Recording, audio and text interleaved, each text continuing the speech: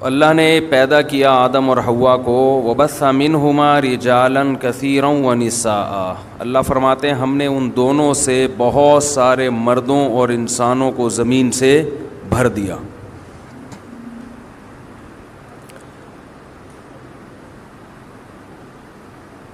ابھی پھیلنے کا عمل ہوا ہے، پھیلتے جا رہے ہیں، پھیلتے جا رہے ہیں، پھیلتے جا رہے ہیں۔ ایک جگہ زمین پہ آدم اور حوا رہتے تھے اور ان کی نسل پھیلتے پھیلتے پھیلتے پھیلتے پوری دنیا بھر گئی۔ دنیا میں جہاں بھی جائیں گے بندہ نظر آئے گا آپ کو۔ وہ الگ بات ہے وہ بندہ نہیں ہوگا، لیکن انسان ہوگا۔ وہ بندہ تو کہتے ہیں نا، انسان کا بچہ بندہ۔ حتیٰ کہ ایسی ایسی جگہوں پہ لوگ رہتے ہیں جہاں -40 ٹیمپریچر ہے۔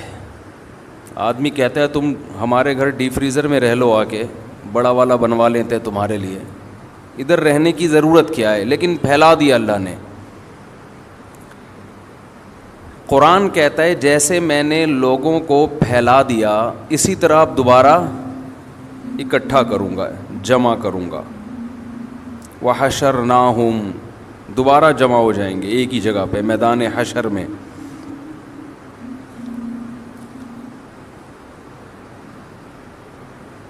یہ انسان کی بہت بڑی غفلت ہے کہ جب اللہ نے اسے پیدا کر کے پھیلایا ہے تو وہ چیزوں میں الجھ کے رہ گیا ہے، وہ چیزوں میں الجھ گیا ہے۔ آپ کو پتہ ہے ہر آدمی کو چیزیں چاہیے، چیزیں ہی چاہیے نا۔ چیزوں کے اکٹھا کرنے میں، چیزوں کے جمع کرنے میں،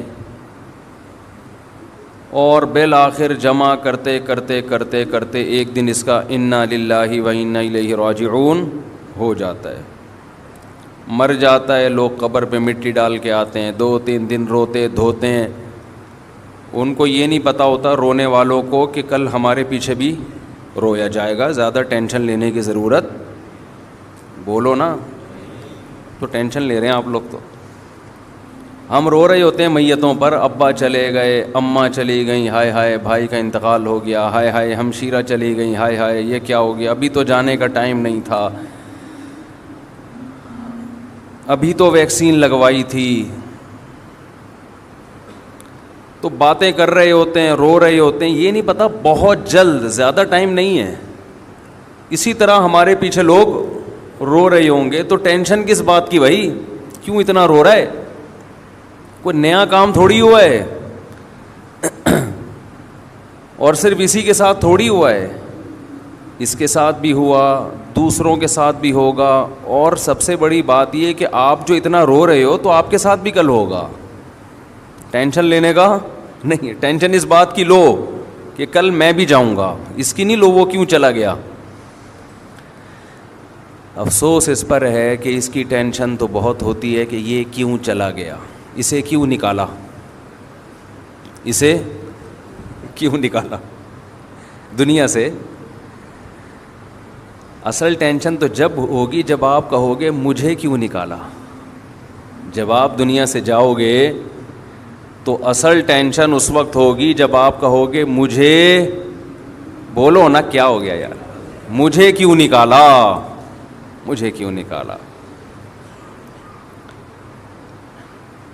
دیکھو وزارت کے عہدے سے اگر کسی کو نکالا جائے اسے بھی ٹینشن ہوتی ہے مجھے کیوں نکالا، حالانکہ وہ بھی دنیا میں ہے، کھانا پینا، دنیا کی نعمتوں سے لطف اندوز ہونا یہ لگا ہوا ہے، وہ ٹینشن بھی کم نہیں ہے۔ اصل ٹینشن اس وقت ہوگی جب موت کا فرشتہ آئے گا اور آپ سے کہے گا کہ آپ پتلی گلی سے بولو نکلو، چلو بہت ہو گیا، بہت ہو گیا۔ قرآن اس حالت کا نقشہ کھینچتا ہے، کیونکہ ہم ابھی صحت مند ہیں، کھا رہے ہیں، پی رہے ہیں، سو رہے ہیں، چل رہے ہیں، لائف کو انجوائے کر رہے ہیں۔ ہماری جو ٹینشنیں ہیں وہ چھوٹی چھوٹی ہیں جن کو ہم نے بہت بڑا سمجھ لیا ہے۔ زیادہ تر لوگوں کی ٹینشنیں بتاؤں کیا ہیں آپ کو یقین نہیں آئے گا۔ زیادہ تر لوگوں کی جو ٹینشن ہے نا وہ چیز ہے جس کو اللہ نے سکون کے لیے پیدا کیا ہے. قرآن میں آتا ہے بیوی. زیادہ تر لوگوں کے لیے کیا ٹینشن ہے؟ جو آتے ہیں نا مسائل لوگوں کے, زیادہ تر کے لیے وہ ٹینشن ہے تو بھی ٹینشن, چلی گئی تو بھی ٹینشن. تو خیر مختلف لوگوں کے ساتھ میں تو سوچ رہا ہوں اس رشتے کا نام ہی ٹینشن رکھ دوں. آپ کی ٹینشن ہو گئی؟ یعنی شادی کو ہم کیا کہیں گے؟ بھائی آج مفتی صاحب آپ سے ٹینشن پڑھوانی ہے. ٹھیک ہے, ٹینشن پڑھوانا ہے. نکاح کا نام کچھ چینج کر دینا چاہیے. حقیقت ہے یہ, اتنے مسائل آ رہے ہیں. میں کبھی کبھار بیٹھتا ہوں نا صحن میں, تو کوئی بندہ آ رہا ہوتا ہے, ملنا ہے 2 منٹ, میں سمجھ جاتا ہوں یا تو اس لیے ٹینشن اس کو ہو رہی ہے کہ گھر میں ہے وہ, یا اس لیے ہے کہ گھر سے چلی گئی ہے, کسی حال میں خوش نہیں ہے. تو میں سوچ رہا ہوں اس رشتے کا نام کیا رکھیں؟ ٹینشن نامہ. نکاح نامے کو ہم کیا لکھیں؟ ٹینشن نامہ. یہ نام لکھ دینا چاہیے. تو بے روزگاری کی ٹینشن ہے, بیماریوں کی ٹینشن ہے, کرونا کی ٹینشن بھی ایک مستقل چپک گئی ہے جس نے لوگوں کو ڈپریشن کا مریض بنا دیا, بہت سے لوگوں کو. کچھ دن پہلے ایک واقعہ سامنے آیا, ڈاکٹر نے مجھے خود بتایا کہ باپ کو بھی کرونا ہوا, بیٹے کو بھی. باپ بچ گیا, بیٹا مر گیا. ماں کو بھی ہوا, باپ کو بھی, بیٹے کو بھی. ماں باپ بوڑھے تھے, بچ گئے, بیٹا جوان تھا, مر گیا. ڈاکٹروں نے بتایا کہ یہ ٹینشن سے مرا ہے, اس کو کرونا کی ٹینشن نے کھایا ہے. ٹینشن کی وجہ سے نا اس کی باڈی میں جو ایک سسٹم ہوتا ہے بیماری سے لڑنے کا, وہ سسٹم ختم. اور باپ بوڑھا اور ماں بوڑھی, ان کو ٹینشن نہیں تھی. پرانے لوگ ہیں نا, پرانے لوگوں نے ٹینشنیں کم پالی ہوئی ہیں, ان کو دنیا سے محبت کم. نئی نسل کو دنیا سے محبت زیادہ. پرانوں میں دین کے کچھ اثرات تھے, حالانکہ ان کو تو ٹینشن زیادہ ہونی چاہیے کہ یار ہم بوڑھے ہیں, ہمارے مرنے کے چانس زیادہ ہیں, لیکن انہوں نے ٹینشن اتنی نہیں لی. انہوں نے کہا بھائی ہمارے ابا بھی مرے, دادا بھی مرے, تو ہم بھی زیادہ زیادہ مر جائیں گے نا, یہی ہوگا. اللہ کرے بچ جائیں تو بچ گئے. عام طور پر ینگ جنریشن کو شوق ہوتا ہے, جو عیاشیاں اس نے دیکھی ہیں وہ ان کے بوڑھوں نے نہیں دیکھی. جو لائف کو انجوائے یہ کر رہے ہیں وہ ان کے بوڑھے نہیں کر رہے تھے. ان کو زندہ رہنے کا شوق زیادہ ہے. دیکھو زندہ رہنے کا شوق برا نہیں ہے, یہ ہر ایک کو ہوتا ہے, یہ انسان کی نیچر ہے, فطرت ہے. ہر جاندار چاہتا ہے کہ زندہ رہے. ہم جب سائنس پڑھتے تھے تو ہمارے ٹیچر نے ایک سائنسدان کا نام لے کے بتایا کہ اس کی یہ تھیوری ہے کہ ہر جاندار چاہتا ہے کہ وہ زندہ رہے, یہ اس کی تھیوری ہے. میں نے کہا یہ تو مجھ سے پوچھ لیتے, یہ بات آپ کیا خیال ہے بھائی, مجھ سے پوچھ لیتے. جو جاندار چاہے گا کہ وہ مرے تو اس کی تو نسل ہی باقی نہیں رہے گی, تو سارے مر جائیں گے نا ٹرک کے نیچے آ کے. خیر سائنسدانوں کی تھیوریز ہوتی ہیں بہرحال. تو ہر جاندار چاہتا ہے کہ وہ زندہ رہے, یہ برا نہیں ہے, یہ نیچر ہے اور ہونا بھی چاہیے. لیکن زندہ رہنے کی ہوس یہ بری چیز ہے. زندہ رہنے کی کوشش اعتدال سے, کیونکہ جو کام ہونا ہی ہے, جو چیز جو موت آنی ہی ہے, اس سے اتنی نفرت کس بات کی بھائی, یہ تو ہو کے ہی رہنا ہے نا. یہودیوں کے بارے میں اللہ نے کیا کہا قرآن مجید میں, یود احدہم لو یعمر الف سنہ, ان میں سے ہر ایک چاہتا ہے کہ وہ 1000 سال زندہ رہے. ان کو یہ 70-80 سال کی عمریں سمجھ میں نہیں آتی. ہر ایک کی خواہش ہے کہ 1000 سال زندہ رہے. اللہ فرماتے ہیں رہ بھی لے گا, آخرت کے عذاب سے نہیں بچے گا, 1000 سال کے بعد جہنم میں جائے گا. مسلمان دنیا کو مسافر خانہ سمجھتا ہے. بس یہ بات بھی کھوپڑی میں بیٹھ جائے نا, میں اس ٹاپک کو بہت زیادہ چھیڑتا ہوں, حالانکہ میرا ارادہ اس ٹاپک کو شروع کرنے کا ہوتا نہیں ہے, کوئی اور ٹاپک ہوتا ہے, مگر یہ اس لیے چھیڑتا ہوں کہ یہ ویکسین ہے. یہ ویکسین آپ کو بچا لے گی دنیا کی محبت سے, اور دنیا کی محبت سے بچانے کے نتیجے میں جو دنیا کی محبت ہی انسان کو گناہ کرواتی ہے, شریعت کی خلاف ورزی کرواتی ہے, تو وہ محبت جب ختم ہو جائے گی تو شریعت کی خلاف ورزی ہوگی نہیں. یہ گناہ کے خلاف اینٹی باڈیز پیدا کرتی ہے آپ کے جسم میں, یہ گناہ کے سائیڈ ایفیکٹ سے بھی آپ کو روکتی ہے. تو اس لیے پھر اسی موضوع کو شروع کر دیتا ہوں کہ پہلے اس مردار کی محبت تو دل سے نکالو بھائی. یہ جو دیوار, اینٹیں اور دولت اور پیسہ اور گاڑی, یہ جو چپکنے والی چیزیں ہیں, ان سے تو اپنی جان چھڑاؤ, اس عذاب سے تو نکلو. اتنا مسلط کیا ہوا ہے, پتہ نہیں کیا سمجھتے ہیں جس کے پاس پیسہ ہے وہ دنیا کا کامیاب ترین آدمی ہے, سمجھتے ہیں کہ یہ تو بہت خوش قسمت ہے. ککھ بھی نہیں ہے. مرے گا تھوڑے دنوں میں, دیکھ لینا لاش پہ چلے جانا, جنازہ پڑھنا جا کے, کیڑے دیکھنا کتنے اس کی لاش پہ ہیں, گننا کھڑے ہو کر کیڑے دیکھ رہے ہوتے ہیں. مگر جو اپنے اندر ایک جراثیم ہے نا, جرثومہ ہے دنیا کی محبت کا, پتہ نہیں یہ کس نے دماغ میں یہ بھوسا بھر دیا ہے ہمارے. یہ جو میں باتیں کہہ رہا ہوں یہ آپ کو نہیں, میں اپنے لیے بھی کہہ رہا ہوں, ہمیں بھی نصیحت کی ضرورت ہے نا. دماغ میں کسی نے یہ بھوسا بھر دیا ہے کہ یہ مرا ہے میں نہیں مروں گا. آپ کہہ سکتے ہو نہیں بھائی ایسا کوئی بھوسا نہیں ہے, ہمیں پتہ ہے کہ ہم بھی مریں گے. نہیں پتا بھائی, یہی تو بڑا فالٹ ہے. یہ زبان پہ رکھا ہوا جملہ ہے کہ میں مروں گا, یہ دل کے اندر نہیں ہے. مجھے لوگ پھر پتہ نہیں کہ سمجھاتے رہتے ہیں یہ کرو وہ کرو.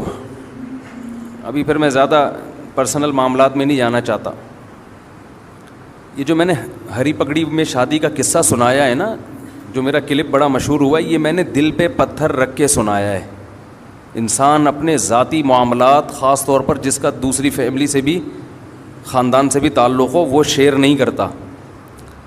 یہ دل پہ پتھر رکھ کے اس لیے سنایا ہے کہ لوگوں کو سمجھ میں آئے کہ میں جو اتنے سالوں سے ایک ٹاپک پہ چیخ رہا ہوں اس کا مطلب کیا ہے. وہ ایک واقعہ اگر آپ بصیرت کی آنکھیں کھول کے وہ واقعہ اور بصیرت کے کان کھول کے وہ واقعہ سنیں گے تو آپ کو وہ فلسفہ سمجھ میں آئے گا. خیر, تو لاشوں کو دیکھ رہے ہیں. ہم جب حضرت مفتی رشید احمد صاحب رحمہ اللہ تعالیٰ کے ہاں رہا کرتے تھے تو 7-8 سال مدرسے کے اندر ہی رہے. بس مدرسے سے گھر, گھر سے مدرسہ, دنیا زیادہ پھرنے کا ہمیں موقع نہیں ملا. تو ہم تو اسی ماحول میں, علماء کی صحبت میں, بڑا اچھا ماحول تھا. کوئی دنیا داری کی باتیں نہیں, کوئی بزنس, وہ سب کرتے تھے, کاروبار سب کے تھے, کھاتے پیتے لوگ تھے. بعض طلبہ بڑے مالدار تھے لیکن باتیں نہیں ہوتی تھیں. باتیں یہی ہوتی تھیں, دنیا مسافر خانہ ہے بھائی, مرمرا کے کیا ہو جائیں گے, ختم, فنش. تو مجھے یاد ہے کہ مجھے کسی کام سے جانا پڑ گیا اسلام آباد. بہت کئی سالوں کے بعد میں نکلا اور اسلام آباد سے بائی ایئر کراچی آ رہا تھا. کئی سال علماء میں رہنے کے بعد جب میں اسلام آباد میں جہاز میں بیٹھا ہوں تو بالکل ایک ایسے ماحول میں مجھے بہت عرصے کے بعد بیٹھنا نصیب ہوا جو بالکل ہی ایک بے دینی کا ماحول. آپ کے ایئرپورٹ کا ماحول اکثر تھوڑا دین سے دور ہی ہوتا ہے نا, لبرل لوگ زیادہ جاتے ہیں جہازوں میں سفر, اور خاص طور پر اس زمانے میں جب میرا خیال ہے 97-98 کی بات کر رہا ہوں گا میں. اب تو عام آدمی بھی جہاز میں سفر کرنے لگا ہے, پہلے تھوڑا سا ذرا اونچے لیول کے لوگ سفر کرتے تھے. تو میں نے جو جہاز میں مسافر دیکھے سب 3 پیس سوٹ ٹائی میں, اکثر لوگ, اور بریف کیس ہاتھ میں. اکثر بزنس مین کا یہ اسٹائل ہوتا ہے نا, اچھا اسٹائل تھا. لیکن مجھے ایسا لگ رہا تھا مردہ لاشیں, ایک عجیب وحشت ہو رہی تھی ان کو دیکھ کے.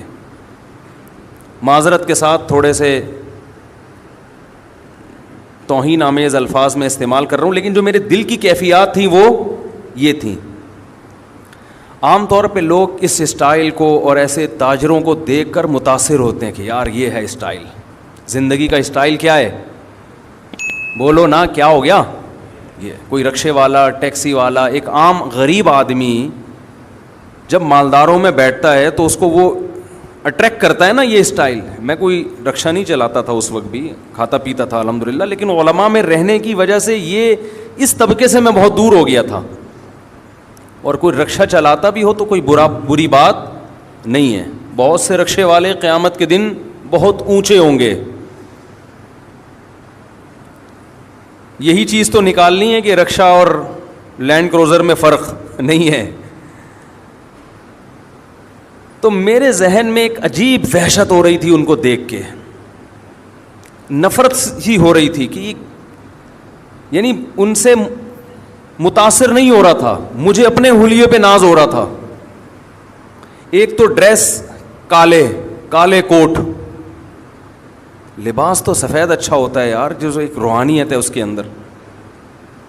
گورا بلیک کلر پہ فخر کرتا ہے. ہمارے نبی نے کس رنگ کو پسند کیا؟ سفید. کتنا فرق ہے بلیک میں اور وائٹ میں. آپ کبھی نہا دھو کے سفید کپڑے پہن کے مسجد آئیں، ایک الگ ہی آپ کو. اور میں آپ کو گارنٹی سے کہتا ہوں آپ 2-4 مہینے وائٹ کلر پہنے، اس کے علاوہ کچھ نہیں، پھر آپ کو وائٹ کے علاوہ وحشت ہوگی. آپ اللہ نے سفید کلر میں، سفید رنگ میں مرد کے لیے اتنی روحانیت رکھی ہے. دوسری بات، چونکہ وہ سارے تاجر تھے، نماز وماز کا تو کسی کو خیال نہیں تھا. ایک ذہن میں ایک چیز آ رہی تھی کہ یہ اس دنیا کا جو مسافر خانہ ہے نا، جو بے وفا دنیا ہے، اس سے محبت کرنے والے لوگ ہیں. تو کیسے بے وقوف لوگ ہیں یہ. ہم سے اچھے ہی ہوں گے، لیکن جو میری جو فیلنگ ہے میں تو وہ بتاؤں گا نا. وہ فیلنگ صحیح تھی غلط تھی میں اس پہ بحث نہیں کر رہا. لوگ پھر کہتے ہیں آپ توہین کر رہے ہو، انسلٹ کر رہے ہو. انسلٹ نہیں کر رہا. وہ میں نے پچھلے دفعہ بیان میں کہا نا، میں نے لنگڑی خواتین کو بھی نکاح کا پیغام بھیجا، بہری کو بھی. کسی نے کہا دیکھو لنگڑی عورتوں کا مذاق اڑا رہا ہے. ابے لنگڑی عورتوں کا مذاق کون اڑا رہا ہے؟ اس میں مذاق اڑانے والی کیا بات ہے؟ ہم تو اپنا واقعہ سنا رہے ہیں کہ ہم نے ہر طبقے کو پیغام بھیجا تھا. ہاں یہ کہہ سکتے ہیں کہ لنگڑی کے بجائے یہ کہہ دیتے پاؤں سے معذور، تو یہ الفاظ نامناسب تھے لنگڑے کے لفظ. یہ میں اس سے رجوع کرتا ہوں. لیکن جب ممبر پہ آدمی گھنٹے گھنٹے بیان کرتا ہے تو 2-4 الفاظ دائیں بائیں ہو جاتے ہیں. باقی کسی کی پاؤں کے معذور کا مذاق اڑانا یہ تو بہت بڑا جرم ہے. نبی صلی اللہ علیہ وسلم نے فرمایا کسی کے عیب پر کا مذاق مت بناؤ. اس کا امکان ہے اللہ اسے صحت دے دے اور اس بیماری میں تمہیں مبتلا کر دے. اصل تو آخرت ہے. آخرت میں پتہ چلے گا کون کتنا بڑا فنڈر تھا دنیا میں. تو میں جب ان کو دیکھ رہا تھا تو مجھے ایک عجیب وحشت ہو رہی تھی اس ماحول میں، جہاز کے اس ماحول میں. وحشت یہ ہو رہی تھی کہ یہ سارے یا ان میں سے اکثر بریف کیس میں دولت لے کے گھوم رہے ہیں. یہ نوٹوں سے محبت کرنے والے لوگ ہیں. یعنی جو میری کیفیات تھی نا وہ میں آپ کو سمجھا نہیں سکتا. اچھا میری تو یہ کیفیات پورے راستے کے یار کن لوگوں میں بیٹھ گیا ہوں. مجھے وحشت ہو رہی تھی. میرا دل چاہ رہا تھا کہ میں یہاں سے اٹھوں، اسی ماحول میں جاؤں جو مجھے وہاں مدرسے میں ملا ہے. میری یہ فیلنگ تھی جس کی وجہ مجھے سمجھ میں نہیں آ رہی تھی. بات آئی گئی ہو گئی. اتفاق سے ہمارے حضرت مفتی رشید احمد صاحب کا سفر ہوا. امریکہ گئے یا پتہ نہیں کہاں جانا ہوا ان کا. بیان کے بعد انہوں نے کہا بہت دنوں کے بعد نکلا ہوں میں. عجیب عجیب لوگ دیکھ کے مجھے کیا ہو رہی تھی؟ وحشت. پھر فرمایا جب میں یہاں آیا ہوں طلبہ کو دیکھا ہے ماشاءاللہ ان کے چہروں پہ داڑیاں، چہروں پہ رونق، نماز کے نشان. فرمایا ایک عجیب روحانی سکون مل رہا ہے. تو میری جو کیفیت تھی مجھے خیال ہوا کہ یہ ہمارے شیخ کی وہی کیفیت. اس سے پتہ چلتا ہے کہ اہل اللہ کی صحبت کتنی اہم چیز ہے. بہت سی چیزیں جو کتابوں سے انسان نہیں سمجھ پاتا، بیانات سے نہیں سمجھ پاتا، وہ انسان اہل اللہ کی صحبت میں رہ کے سیکھتا ہے. آپ کے دل کی کیفیات بدلتی ہیں. اب آپ کہہ سکتے ہو اس میں وہ کون سا ہو کے نہا دھو کے نہیں بیٹھے ہوئے تھے کیا؟ بدبو آ رہی تھی کیا ان کے جسم سے جہاز میں جو مفتی صاحب کو وحشت ہو رہی تھی؟ کیا ہو گیا بھائی؟ آپ کہہ سکتے ہیں کہ اسلام آباد سے جب ہم چڑھے جہاز میں اور وہ سارے کوٹ ٹائی والے تاجر بیٹھے ہوئے تھے اور ان میں ایک آدھ اچھے بھی ہوں گے, نمازی بھی ہوں گے, اکثر تو بیچارے بے نمازی دنیا دار قسم کے لوگ تھے, تو کیا ان سے کیا بدبو آ رہی تھی جو آپ کو اتنی وحشت ہو رہی ہے؟ یہ روحانی بدبو ہوتی ہے, یہ جسمانی بدبو بولو نہیں ہے, یہ روحانی بدبو ہے. یہ روحانیت پیدا ہوتی ہے اہل اللہ کی صحبت میں, اللہ والوں کی صحبت میں وقت گزار کے. ہمیں یاد ہے ہم بچپن میں جب بنوری ٹاؤن جایا کرتے تھے, ایسا لگتا تھا ایک نور برس رہا ہے آسمان. ہم تو یونیورسٹی کالج کے ماحول میں رہنے والے. ارے ہم اسکول سے نکلتے تھے, گھر سے نکلتے تھے, بیگ لٹکا کے اسکول جاتے تھے. ایک نمبر کے شرارتی, اللہ معاف فرمائے. اسکول پہنچتے پہنچتے اڑنگیاں دینا ایک دوسرے کو. اسکول بھی ہمارا قریب نہیں تھا. اب تو بچے گھر سے نکلے وین میں بیٹھے, مائیں لپائی پتائی کر کے ان کو ڈسٹمپر سے وہ ہر طرح سے تیار کر کے دھکا دیا گاڑی میں, وہاں اسکول میں اترے, وہاں ان کو ٹیچر نے ریسیو کیا بڑی تمیز کے ساتھ, آئیے بیٹھیے تشریف رکھیے, بڑی عزت ان کی, باپ سمجھ کے ان کو گھر میں پالا جا رہا ہوتا ہے. پھر وہاں ڈانٹنا نہیں ہے, مارنا تو سوال ہی, ڈانٹنا بھی نہیں ہے. بچے کی رسپیکٹ مجروح ہوتی ہے, اس سے سیلف رسپیکٹ پہ اثر پڑتا ہے. ایکچولی بچے کی مینٹل گروتھ نہیں ہو پاتی, ایک نمبر کا فرعون متکبر بنتا ہے وہ. کبھی کبھار چلتے پھرتے ویسے ہی ہلکا پھلکا بچے کو ایک آدھ چماٹ, زیادہ نہیں, زور سے نہیں, کبھی کبھار. زیادہ کرو گے تو بد اخلاقی ہے یہ. وہ پوچھے کیوں مارا, کہہ رہے یہ بتانے کے لیے کہ میں باپ ہوں. ایسا نہ ہو تھوڑے دنوں میں وہ اپنے آپ کو باپ سمجھنے لگتا ہے. یہ ہو رہا ہے. کل میں جی ٹی وی پہ انٹرویو دے رہا تھا تو کسی لبرل نے یہ کہا کہ آج کل ماں باپ بچوں کے حقوق ادا نہیں, کھلا نہیں رہے ان کو, ان پہ خرچ نہیں کر رہے. یہ پتہ نہیں کون سی دنیا میں رہتے ہیں. لاکھوں میں ایک والدین ایسے ہوتے ہیں جو بچوں پہ خرچ نہیں کرتے.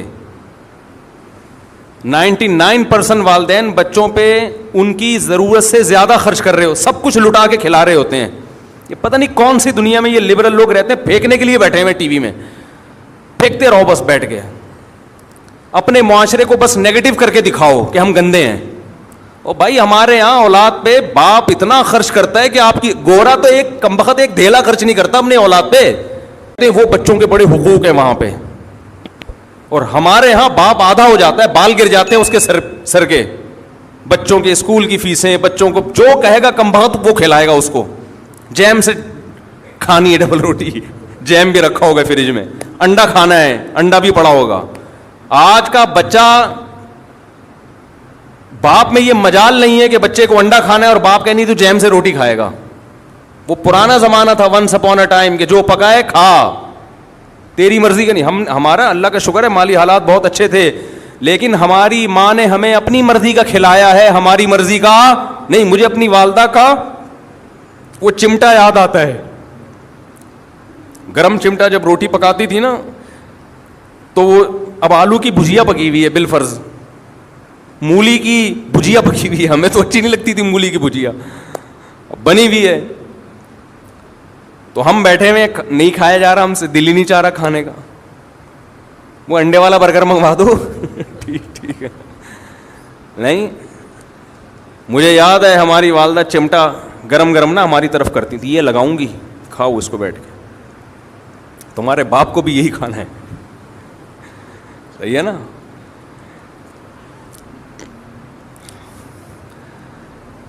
تو خیر کیا بات چل رہی تھی, کدھر چلا گیا. تو بات کیا کر رہا تھا میں, وہ سارا دماغ ہی کہیں اور چلا گیا یار. وہ بچوں کو بٹھاتے ہیں اسکول میں, آپ دیکھو نا ایسی لپائی پتائی ہو رہی ہے ان کی, پھر کمبختوں کو پڑھا کیا رہے ہیں, پڑھا تو ڈھنگ, ان کو سیب دیا ہوا ہے اس میں یلو کلر کرو, یہ ایجوکیشن جس کے ہم 6,000 ہزار روپے اسکولوں میں سیب میں رنگ بھرنے کے لیے, فضول قسم کی ٹائم ویسٹنگ.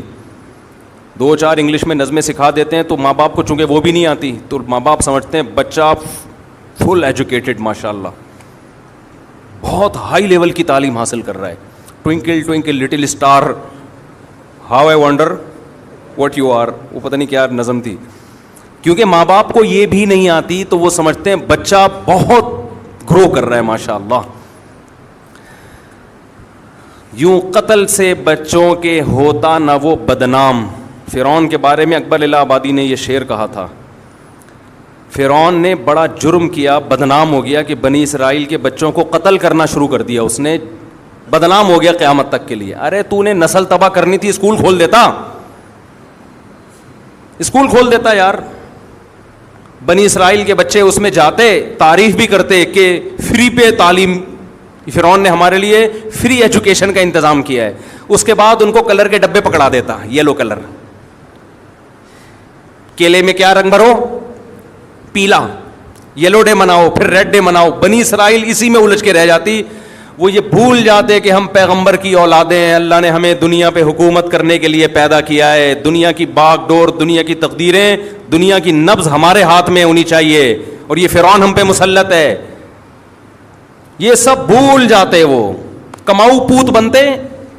پھر جناب وہ بی کام کرنے کے بعد, ایم اے ماسٹر کرنے کے بعد وہ نکلتے اور فرعون کی کسی کمپنی میں جاب کر رہے ہوتے اور 1.5 لاکھ روپے تنخواہ لے کے گھر آ رہے ہوتے. کہتے ہیں یہ ہوتا ہے ایبلٹی, قابلیت, اٹ از کالڈ قابلیت. انگلش میں کہتے ہیں تو اور لوگ سمجھتے پڑھے لکھے ہو گئے. اس لیے اکبر الہ آبادی نے اس وقت کے اسکولوں کو دیکھ کے کہہ دیا تھا کہ یوں قتل سے بچوں کے ہوتا نہ وہ بدنام, افسوس کے فرعون کو کالج کی نہ سوجی. کالج بنا لیتا, اسکول بنا لیتا, سانپ بھی مر جاتا اور لاٹھی بھی نہ ٹوٹتی. خیر وہ بچہ پھر شام کو گھر آتا ہے, ماں تو ماں ہوتی ہے, وہ انتظار میں بیٹھی ہوئی ہوتی ہے, اس کی مرضی کا اس کو کھلایا جائے گا. خیر وہ ابھی جو کچھ ہو رہا ہے اس پہ وہ پھر موضوع سے ہٹ جائے گی بات. ہم جب اسکول جایا کرتے تھے تو اڑنگیاں دیتے ہوئے, یہ پروٹوکول ہمیں نہیں ملتا تھا. والدہ صبح ناشتہ بنا کے دیتی تھیں اپنی مرضی کا, ہماری مرضی کا نہیں, کھاؤ. اور پراٹھے ہوتے تھے, وہ ڈبل روٹیاں نہیں ہوتی تھیں, اکثر پراٹھے. بھائی پراٹھا کھا کے جاؤ گے تو پراٹھے کی طرح چلو گے. پھر ہم چلتے بھی کس طرح تھے, لگتا تھا پراٹھا کھا کے نکلا ہے گھر سے. ہی ہے پراٹھے کی طاقت ہی الگ ہے, بچوں کے لیے تو بہت ضروری ہے. اسکول ہمارا بہت دور تھا گھر سے, اور اتنا موٹا بیگ کمر پہ لٹکا کے بہت دور پیدل چلتے, سارے محلے کے لڑکے اکٹھے جا رہے ہوتے تھے. پھر راستے میں شرارتیں الگ ہوتی تھیں,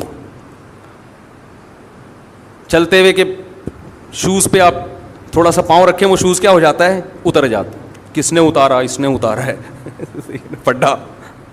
اڑنگیاں دے رہے ہیں, اس میں لیٹ ہو جاتے تھے.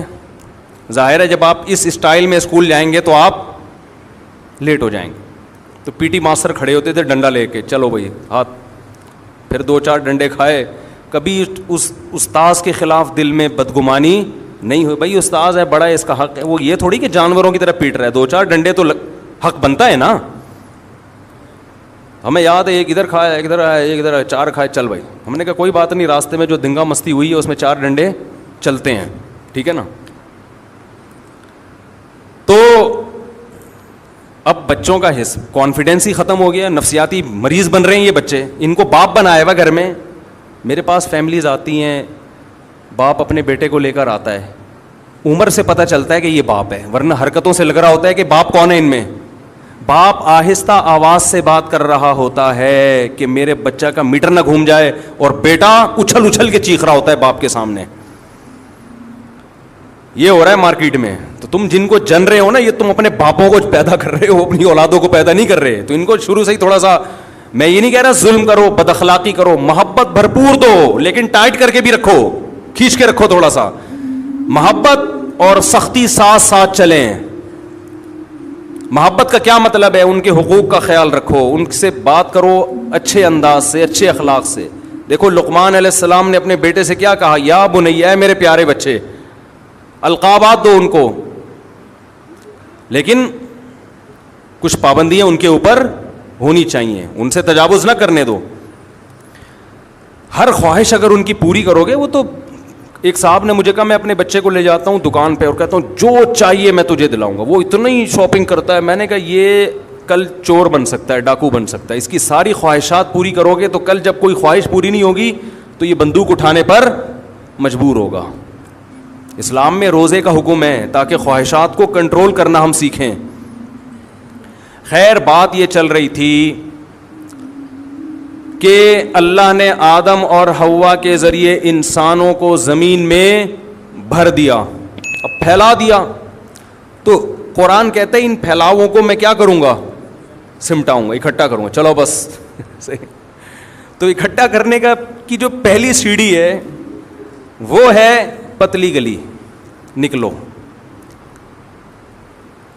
کھاتے پیتے گھر بناتے انسان ایک خاص مقام تک پہنچتا ہے, اس کے بعد موت کا پروانہ آ کے اسے قبر کے گڑھے میں اتار دیتا ہے. احمق اور بے وقوف آدمی دوسروں کی لاشیں دیکھ کر, دوسروں کے میتیں اور جنازے دیکھ کے یہ سمجھتا ہے کہ یہ مرا ہے میں نہیں مروں. وہ اوپر اوپر سے تو بول رہا ہوتا ہے لیکن اس کا عمل بتا رہا ہے, اس کا رہن سہن کا طریقہ بتا رہا ہے کہ اس کا مرنے کا کوئی پروگرام نہیں ہے. میں وہ جہاز کا قصہ ذرا مکمل کر دوں کہ وہ جو مجھے وحشت ہو رہی تھی نا. دیکھیں جب آپ یہ کیوں ہو رہی تھی اس کو میں ذرا ڈیفائن کرتا ہوں. جب آپ صاف ستھرے لوگوں میں رہو, چاہے وہ غیر مسلم ہی ہو, ہر وقت نہاتے دھوتے صاف ستھرے کپڑے پہنتے ہوں, تو اگر کوئی آپ کو بھنگیوں میں لے جا کے بٹھا دے آپ گزارا کرو گے؟ ہے بھائی, جو نہ کھانے سے پہلے ہاتھ دھوتا ہو, نہ کبھی نہاتا ہو, نہ دانت صاف کرتا ہو, ادھر ہی تھوک دیتا ہو, کتنی گھن آئے گی نا آپ کو. حالانکہ آپ نے گندگی کے خلاف کبھی بیان نہیں سنا ہوگا, لیکن جو فیملی صاف ستھرے رہتے ہیں ان کے عادت ہے. میں نے اکثر دیکھا ہے لوگ سفر میں واش روم نہیں جا رہے ہوتے, ان کو گھر کے صاف ستھرے واش روم کی عادت پڑ چکی ہوتی ہے. وہ سفر میں برداشت کر لیتے ہیں, کہتے ہیں ہم واش روم استعمال نہیں کریں گے. تو کیا انہوں نے کسی مولوی صاحب سے یہ تقریر سنی ہوتی ہے کہ سفر میں واش روم اکثر گندے ہوتے ہیں, یوز نہیں کرنے چاہیے, گھن آنی چاہیے, گھن نہیں آ رہی تو اس کا مطلب آپ گندے ہیں؟ ایسی کوئی تقریر سنی ہوتی ہے انہوں نے؟ بھائی وہ صفائی ستھرائی کے ماحول میں رہے ہوتے ہیں جس کی وجہ سے انہیں صفائی سے محبت اور گندگی سے نفرت. تو یاد رکھو جیسے ایک صفائی جسمانی ہے, مادی ہے, اسی طرح ایک صفائی روحانی بھی ہوتی ہے. ایک آدمی اوپر سے جتنا مرضی صاف ستھرا ہو, اگر وہ دنیا سے محبت کرتا ہے, اس کے دل میں اللہ کی محبت نہیں ہے, وہ روحانی طور پر گندا ہے, گندی چیزوں سے محبت کر رہا ہے. وہ رب سے وفا کرنے والا نہیں ہے, وہ لالچی ہے. وہ اس کو دیکھو, لالچی آدمی بھی گندا ہوتا ہے. آپ کو پتا چل جائے کہ یہ لالچی آدمی ہے جب بات کرے گا پیسے نکلوانے کی کوشش کرے گا. نفرت ہوتی ہے نا اس سے تھوڑے دنوں میں کہ یار یہ جب بھی ملتا ہے گھما پھرا کے پیسوں کی جیب سے پیسے نکالنے کی کوشش کر رہا ہوتا ہے. لالچی ہے, اس کو جتنا مرضی دو اس کا پیٹ نہیں بھرے گا. جھوٹے سے انسان کو نفرت ہو جاتی ہے نا. بعض لوگ دیکھے ہوں گے ہر وقت جھوٹ بولتے ہیں. ہر آدمی خود کو غصہ آتا ہے کہ زندگی میں کبھی تو سچ بول لیا کر. تھوڑا بہت جھوٹ تو ہر ایک بول لیتا ہے لیکن ہر وقت جھوٹ بولتا ہے, چاہے وہ کتنا خوبصورت ہو. لیکن اگر آپ سچے ہیں تو بار بار جھوٹ بولنے والے سے آپ کے دل میں نفرت. اگر آپ پاک دامن ہیں, پرہیزگار ہیں, زنا نہیں کرتے, بدنظری نہیں کرتے, کوئی آپ کو آ کے بتائے کہ میں صبح و شام زنا کرتا ہوں, آپ کے دل میں اس سے نفرت پیدا ہوگی, کیا گندا آدمی ہے. بشرطے کہ آپ خود اس برائی سے بچتے ہوں, آپ کو اس سے نفرت ہوگی. تو جیسے جسمانی گندگی سے انسان کو نفرت پیدا ہوتی ہے بیان سن کے نہیں, صاف ستھرے لوگوں میں رہ کر, ایسے ہی روحانی گندگی سے بھی وحشت ہوتی ہے. لیکن یہ اس وقت ہوتی ہے جب آپ روحانی اعتبار سے صاف ستھرے لوگوں میں ٹائم گزاریں تو آپ کو بھی اس سے محبت پیدا ہونا شروع. یہ جو لبرل لوگ ہیں ان کو مولویوں میں بیٹھ کے وحشت ہوتی ہے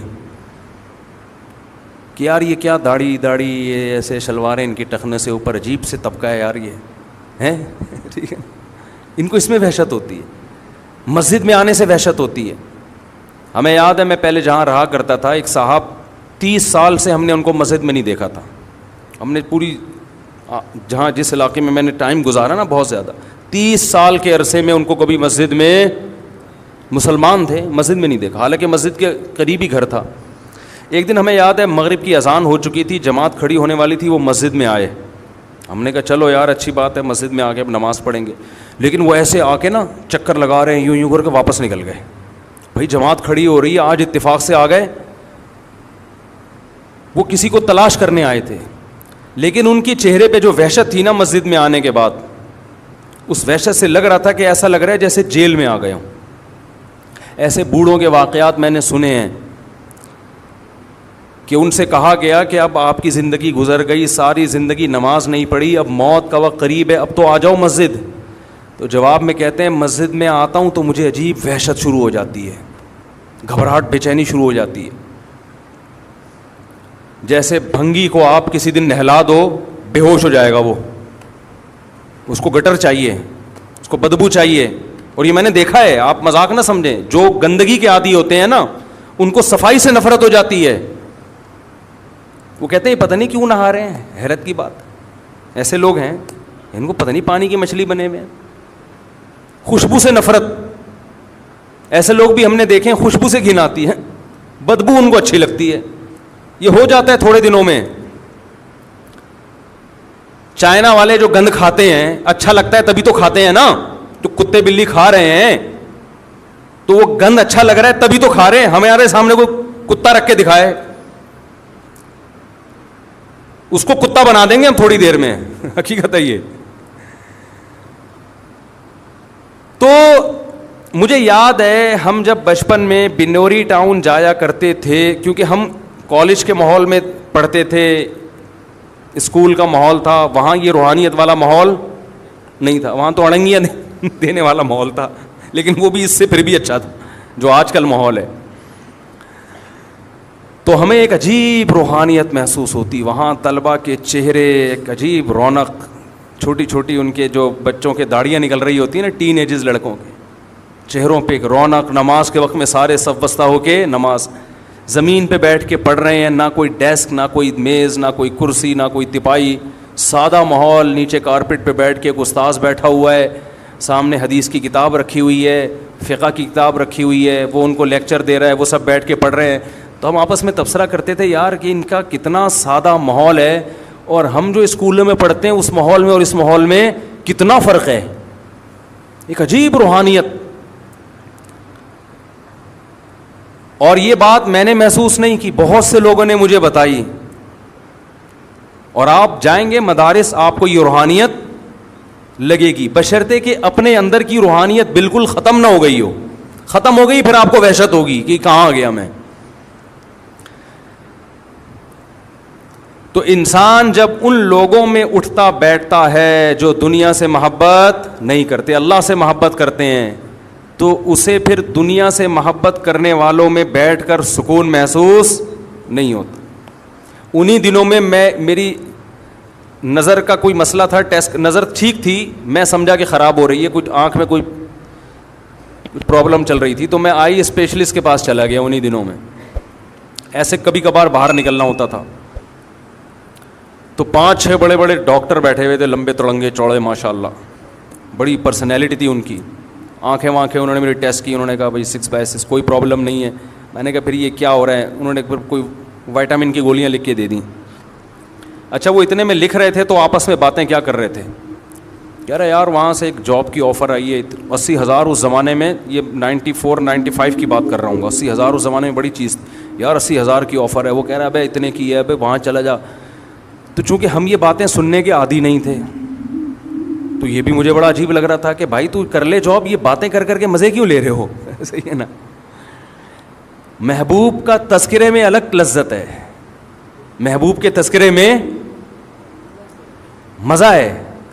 تو میں سوچ رہا تھا کہ ان کو چونکہ محبت ہے نا نوٹوں سے, تو نوٹوں کی باتوں میں ان کو کیا آ رہا ہے, مزہ آ رہا ہے, اور ہمیں وحشت ہو رہی ہے کہ نوٹ رکھو ٹھیک ہے, باتیں کیوں کر رہے ہو. ہم کہہ رہے تھے باتیں آخرت کی کرو یار, مر جائیں گے ختم ہو جائے. ہم تو یہ باتیں سننے کے عادی ہو گئے تھے, مریں گے سب فنش.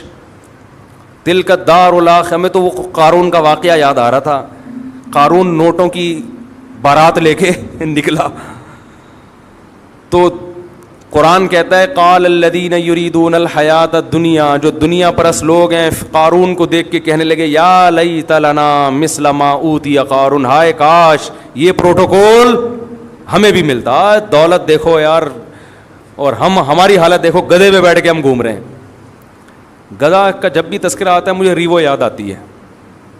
کچھ دن پہلے میں کہیں ریوو میں بیٹھا ہوا تھا, تو ایک صاحب ملنے کے لیے آئے. میں نے تھوڑا سا مصافحہ کیا, میں نے کہا دیر ہو رہی ہے کہیں جا رہا ہوں. تو تبصرہ ہونے لگا کہ اب ریوو میں بیٹھے ہوئے ہیں نا, تو اب ٹائم ملاقات کا نہیں ہے. تو میں نے اپنے ساتھی سے کہا ان کو بتا دو میں گدھے پہ بھی بیٹھا ہوا ہوتا تو ٹائم کا ریوو سے کوئی تعلق بولو نہیں ہے. جب ٹائم نہیں ہے تو گدھے پہ بیٹھ کے بھی نہیں ہے. اب جہاں جا رہا ہے یہ تھوڑی کہ کوئی بھی کسی بھی ٹائم پہ آ کے گرفتار کر لے, ایمرجنسی پہنچنا ہے کہیں. اور جو ڈرائیونگ سیٹ پہ بیٹھا ہے نا ریوو, ضروری نہیں کہ وہ گاڑی اس کی ہو, یہ بھی ہے, ہو سکتا ہے کہ اس کی ہو بھی, یہ بھی ہو سکتا ہے کہ اس کی نہیں ہو, کچھ بھی ہو سکتا ہے. اب اس کی ہے یا نہیں ہے تو آپ نے کیا لینا دینا. آپ بیان سنیں, پتلی گلی سے نکلیں, کسی کی پرسنل لائف میں دخل اندازی مت کریں. اگر میں کہوں گا کسی کی ہے تو کون اتنا فری کرا رہا ہے بھائی, اپنی ریوو پکڑائی ہوئی ہے اس نے, اپنی ہے. پھر اس پہ لوگوں کو اعتراض ہوتا ہے بیان سادگی پہ, دنیا کی محبت نہیں, مسافر خانہ اور گھوم کس میں رہیں. وہ میں نے قصہ سنایا تھا نا, میں نے جب تیسری شادی کی تو ایک بوڑھے میاں یہیں نماز پڑھتے ہیں, اب تو شارٹ ہیں 15 سال سے, شاید وہ اسی واقعے کے بعد آ ہی نہیں رہے, 15 یا 10 سال ہو گئے یا 9 سال ہو گئے, مجھے صحیح سال یاد نہیں ہے, کام یاد رہتا ہے کہ ہوا کیا تھا. تو میرے ویسے ہی بچے گھومتے رہتے تھے باہر, تو وہ یہاں میرا بیان سنتے تھے ہر جمعے. اس وقت تو میں بہت زیادہ اس ٹاپک پہ بیان کرتا تھا, مسافر خانہ مسافر خانہ. تو لائن لگی ہوئی گاڑیوں کی, بارات آئی ہوئی ہوگی یا کیا ہوگا. تو وہ بوڑھے میاں یہاں کسی سے پوچھنے لگے کہ یہ کیا ہے, یہ امام صاحب کے گھر پہ رش کیوں لگا ہوا ہے. انہوں نے کہا امام صاحب نے شادی کی ہے. تو ایسے غصے میں کانپنے لگے, کہتے ہیں ادھر ممبر پہ بیٹھ کے کہتے ہیں دنیا مسافر خانہ ہے. وہ میں پوری ان کی نقل اتارنا نہیں چاہتا, ایسے کانپ رہے تھے غصے میں, کہہ رہے ہیں دنیا, ادھر ممبر پہ بیٹھ کے کہتے ہیں دنیا کیا ہے مسافر خانہ, اور ادھر شادیوں پہ شادیاں, عمر دیکھو ان کی, بچے دیکھو یار, اور دے مار 4.5 شادیوں پہ شادیاں ہوتی چلی جا رہی. بیان کیا کر رہے ہیں مسافر خانہ. یعنی بیان سے تو ایسا لگتا ہے کہ جھونپڑے میں رہو, ایک بھی کرنے کی ضرورت نہیں, مر جاؤ گے کیڑے پڑ جائیں گے لاشوں میں, یہی ہوگا نا, تو کیا ضرورت ہے اس ٹینشن کی. نہیں آ رہی بات. تو وہ اگر دیکھ لیں کہ وہ گارڈوں کے ساتھ گھوم رہے ہیں, اور ہمارا تو اسٹائل ویسے ہی تھوڑا سا ہمیشہ سے وکھری ٹائپ کا رہا ہے, ہمیشہ سے. میں جب مدرسے میں پڑھتا تھا تو مدرسے کے مالدار طلبہ جو مجھ سے 10 گنا زیادہ مالدار تھے, وہ مجھے اپنے سے زیادہ مالدار سمجھتے تھے میرے لائف اسٹائل کی وجہ سے. کیونکہ ہمارے خاندان نے ہمیں یہ سوچ دی کہ سوچ غریبوں والی بولو بھائی, کھاؤ پیو موج, جو حلال نعمتیں اللہ نے دی ہیں. تو آپ بھی کہہ سکتے یار یہ باتیں کر رہے ہیں موت کی اور مثالیں گاڑیوں کی, اور یہ جو وہ بزرگ نے کہا تھا. اور بھائی دنیا رکھنے پر گورنمنٹ کی طرف سے بھی اللہ کی طرف سے بھی کوئی پابندی نہیں ہے, دل میں جگہ مت دو. یہ کھلونے مٹی کے, اللہ نے وسائل دیے رکھ لو, نہیں ہے کچھ بھی نہیں ہے. گدھے پہ گھومو, پیدل جاؤ. میں تو کہتا ہوں چنچی کا جو مزہ ہے, حقیقت بتاؤں آپ کو, جو مزہ چنچی میں ہے, W11 میں تو جو نہیں بیٹھا وہ دنیا کا بدقسمت انسان ہے. کسی انگریز کو W11 میں بٹھاؤ, یہ مزدائیں تو ختم ہو رہی ہیں چنچیوں کی وجہ سے. یہ غلط ہو رہا ہے. مزدہ تو ہمارے کراچی کا کلچر ہے یار, مزدہ, اس کو ختم نہیں ہونا چاہیے. ہم نے بچپن میں بہت مزداؤں میں سفر کیا, بڑا اپنا ہی اس کا مزہ ہے بھائی. وہ جب نہیں چلاتا نا